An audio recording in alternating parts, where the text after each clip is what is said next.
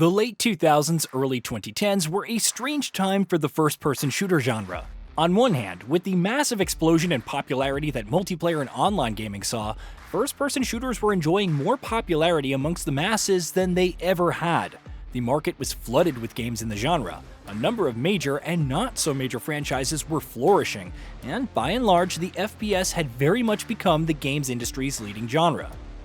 At the same time, however, it was also clear that the single-player first-person shooters that had once been the genre's lifeblood were dying out.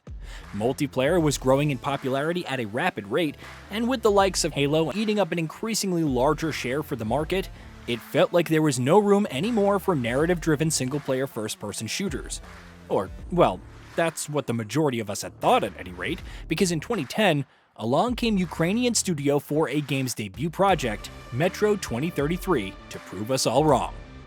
Developed by a team of former GSC Game World staff that had previously worked on the Stalker series, Metro 2033 was based on a novel of the same name by Russian author Dmitry Golhovsky, telling the story of a group of survivors in a post-nuclear Russia living in the cracks and shadows of Moscow's underground metro system in order to avoid the heavily irradiated surface.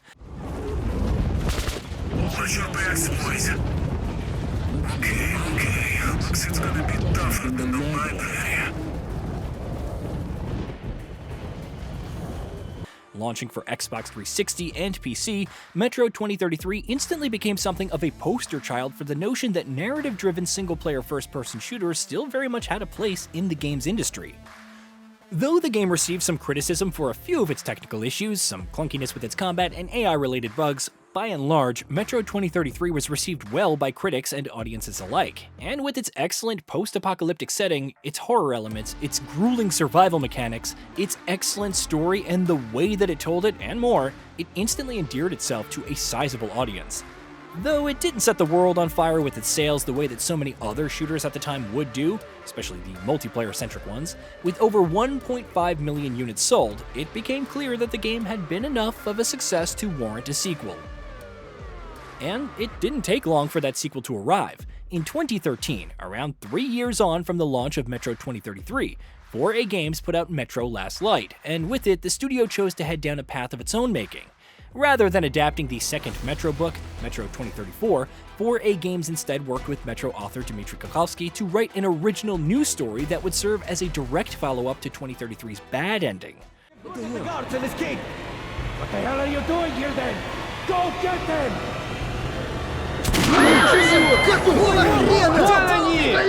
Get this spine!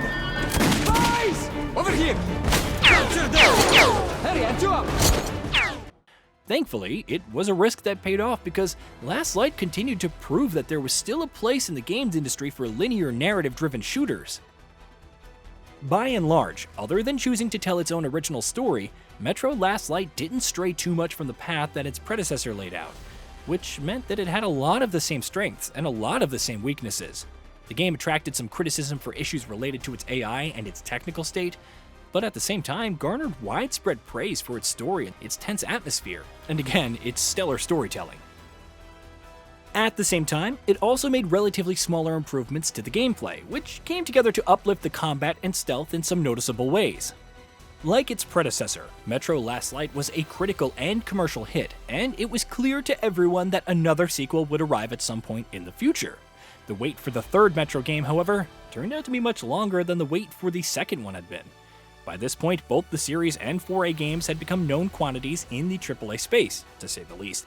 And with expectations higher than ever, the studio started envisioning a much more ambitious experience for the series' next installment.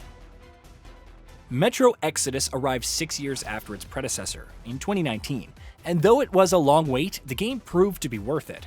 One of the biggest changes it made was adopting a semi-open world structure and taking players out of the dank, cramped underground tunnels that they had spent the majority of their time in the first two games. In Metro Exodus, Artyom and his crew traveled the remains of a post-apocalyptic Russia, hopping from one large open-ended map to the next, with the game once again telling an original news story written in collaboration with Golhovsky. The game definitely swung for the fences, and for the most part, the results were impressive. There's nowhere to go. You've never been out here. We have. We weren't going to go far, just out of town for a bit till the excitement quiets down. And you just opened fire. Will you let us go if we stop? I have to detain you and bring you back to face trial. You do understand the charges?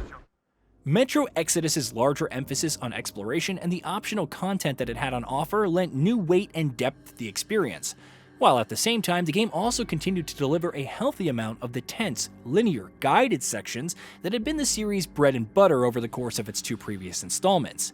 It also continued to tell a riveting story, one that benefited from its larger, more expansive worldview, while gameplay elements like combat and stealth also saw further noticeable improvements. Unsurprisingly, Metro Exodus went on to become the series' biggest and most successful game yet. As of February this year, the shooter has sold over 10 million units worldwide, which of course means the series' future is assured. In fact, we already have a pretty good idea of what to expect from Metro in the coming months and years.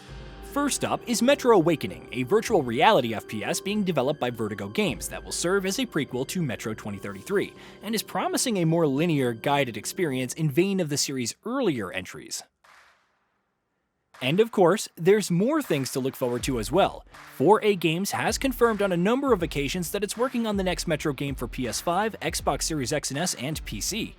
In fact, the series' next installment was officially confirmed to be in development all the way back in 2020.